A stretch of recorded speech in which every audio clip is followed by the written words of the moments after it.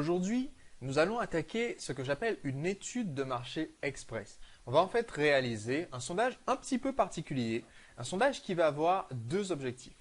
L'objectif premier de ce sondage, ça va être évidemment de mieux comprendre vos prospects. Il nous permettra notamment de faire un tri entre les prospects qualifiés, c'est-à-dire ceux qui sont susceptibles d'acheter le produit. Un prospect qualifié, c'est quelqu'un qui a les moyens, qui a l'envie et qui a la motivation pour acheter le produit, si on lui communique correctement notre offre. Donc, d'un côté, il y aura les prospects qualifiés. Vous verrez à la suite de ce sondage qui ils sont.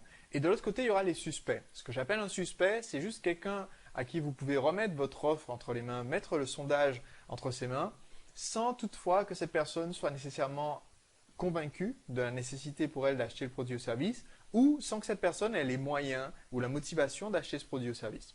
Donc, le sondage va aussi nous permettre de faire le tri. Et troisième point essentiel, ce sondage va nous permettre de préparer le terrain pour une vente plus efficace. Autrement dit, les informations que vous allez récolter dans ce sondage seront des informations de très grande qualité et des informations extrêmement importantes pour pouvoir ensuite affiner votre offre et affiner votre façon de présenter le produit. Alors, un sondage, ça ne s'improvise pas. Vous allez reconnaître peut-être certaines des questions que vous retrouvez dans ce sondage, soit parce que vous avez déjà participé à un des sondages que j'ai mis en place sur un de mes sites internet, soit parce que peut-être vous êtes tombé sur un site internet avec des questions similaires. Certains sites copient bêtement en fait les sondages qu'ils ont vus ailleurs, mais sans savoir vraiment pourquoi on utilise telle ou telle question et sans savoir analyser ces résultats. Il faut savoir qu'un sondage, ça ne s'improvise pas. J'ai suivi des formations pour pouvoir créer les sondages. J'ai payé quelques milliers d'euros pour apprendre à en faire. Et aujourd'hui, vous allez apprendre aussi à utiliser une structure qui est basée sur de nombreux tests que j'ai utilisés moi dans des dizaines de sondages sur plusieurs secteurs d'activité différents. Une structure qui m'a permis d'avoir des informations très importantes avant d'ouvrir une nouvelle campagne marketing. Et dans cette structure que je prendrai, dont je vais vous donner des exemples, d'accord, je vais vous donner des exemples sur plusieurs sondages différents, on va les analyser ensemble. Dans cette structure, vous verrez certains points clés. Premièrement, il n'y a pas plus de 4 questions par page. Il s'agit de sondages web dans les exemples que je vais vous montrer.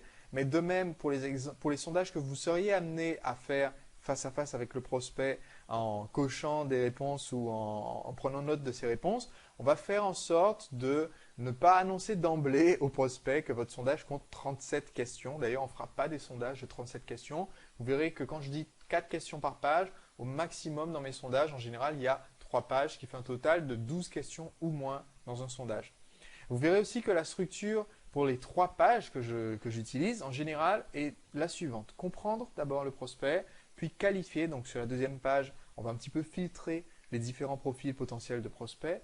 Et enfin, convaincre notre prospect, ou du moins récupérer des informations qui vont nous permettre de le convaincre plus facilement. Donc, aujourd'hui, je vais vous expliquer un petit peu la structure, je vais vous donner des exemples, je vais vous demander d'appliquer cette structure à la lettre tant que possible, de ne pas en dévier trop. Pourquoi? Parce que elle est testée, elle est éprouvée, et l'objectif de cette structure, c'est à la fois de récupérer le plus de réponses possible par rapport au nombre de sondés, que les gens aient jusqu'au bout de votre sondage, autrement dit, et de récupérer des réponses de qualité qui vont vous servir plus tard avant. Donc c'est pour ça que j'appelle ça une étude de marché express. C'est un peu différent de ce qu'on apprendrait dans une école de commerce pour réaliser une bonne étude de marché. Cependant, ici ça va être très important pour récupérer les expressions utilisées par le prospect, pour bien les comprendre et pour affiner notre offre. Notre sondage a aussi un objectif secondaire. L'objectif secondaire, un petit peu caché, ça reste secret entre nous dans ce sondage, c'est de récupérer les coordonnées des prospects qualifiés. Autrement dit, avec le sondage, on va récupérer les coordonnées de tous les prospects, tant que possible, et ensuite on va filtrer en fonction de certaines réponses. J'ai inséré dans le sondage ce que j'appelle les questions qualifiantes. On va insérer, grâce à ces questions qualifiantes, un filtre en quelque sorte qui nous permettra de uniquement recontacter les prospects qui sont potentiellement intéressés, motivés et qui ont les moyens pour acheter notre produit ou service. Donc, quand vous allez présenter votre sondage, je vous invite à prévenir les prospects qui l'auront rempli qu'un second rendez-vous aura éventuellement lieu pour leur faire part des résultats. Si vous avez fait le sondage en face à face, si vous avez posé les questions en face à face, ou les prévenir sur la page de remerciement du sondage que vous leur ferez part des résultats assez rapidement. Ça vous donne donc une bonne excuse, une raison valide, une raison plausible de recontacter ces prospects suite au sondage pour leur faire part des résultats, certes, mais aussi de l'offre que vous aurez faite que vous aurez élaboré grâce aux résultats de ce sondage.